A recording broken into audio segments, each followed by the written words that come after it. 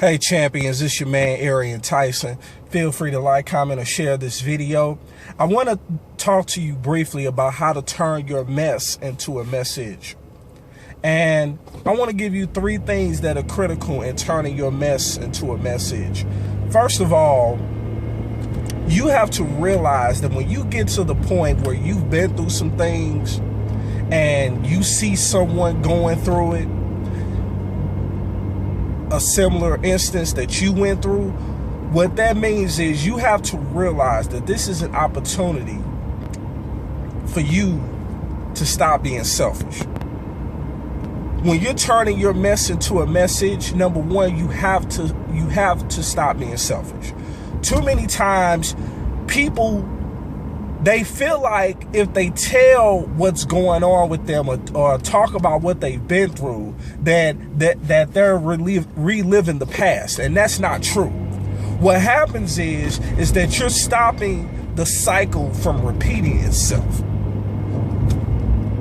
by opening up the lines of communication with someone who may be going through the same thing. Now, 9 times out of 10, they won't listen. They won't listen, but you can't say that everybody won't listen.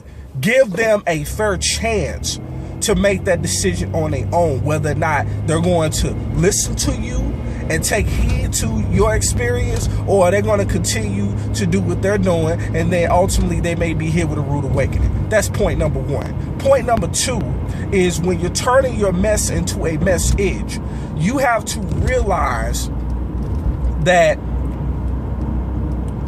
there is a bigger picture that you're dealing with, because by you not telling them, by you not sharing with them, by you not challenging them to do better based on your own experiences, you will be held accountable for that.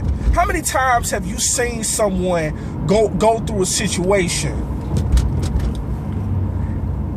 that ultimately that you have experience with? Now, I'm talking about true experience. I'm talking about not just, and it's no disrespect to, the Bible or anything, but you throw the Bible at their face time in and time out.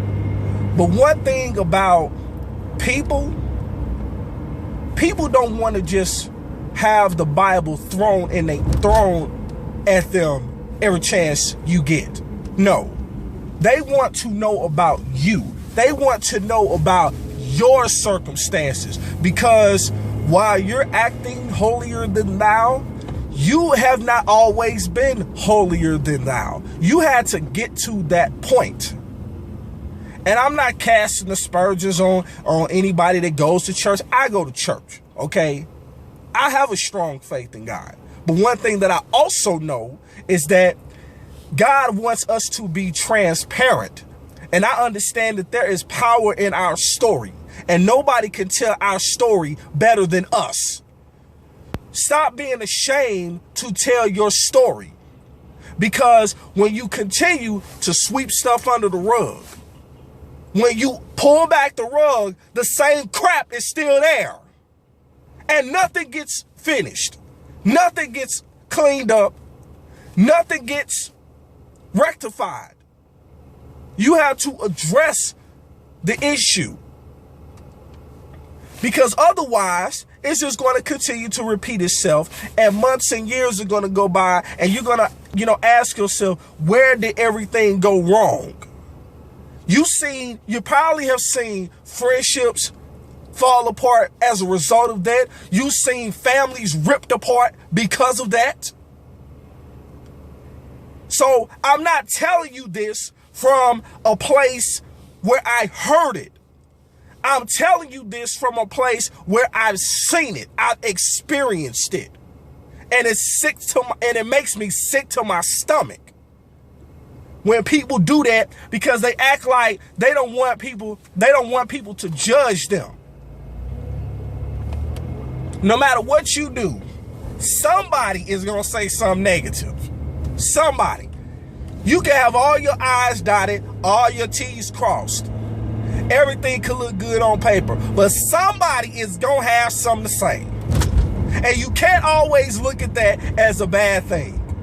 And then finally, number 3 is that to turn your mess into a message, you gotta open your mouth. You gotta open your mouth. You have to be willing to get vulnerable. You have to be willing to take somebody, pull them to the side and say, hey, because it's a certain way that you come at people for them to really understand and pay attention, because nobody wants to be treated like a child, especially when they're a grown man or a grown woman. It ain't what, in most cases, it's not what you say, it's how you say it. But in some cases, it is what you say. But here's the deal. What would you rather them do? Would you rather them be slapped with the truth or kissed with a lie? And that's a rhetorical question, but that's something for you to think about. Because imagine how they would feel if they find out that you knew something and you say that you care for them, you love them, but you decide, unless it is a surprise, but then you decide to hold that from them, and they find out from an outside source that you knew, they're probably going to lose a lot of respect for you. So I just gave you 3 ways how to turn your mess into a message. And if you got value from this video, take a long look at yourself, and then also feel free to like, comment, or share this video, because this is important. This is a serious issue that's going on, and it needs to stop. You know, that's really the only way that things are going to turn around, and that, you know, history won't repeat itself. And it doesn't matter what area of life that you're struggling in. This concept pertains to it all.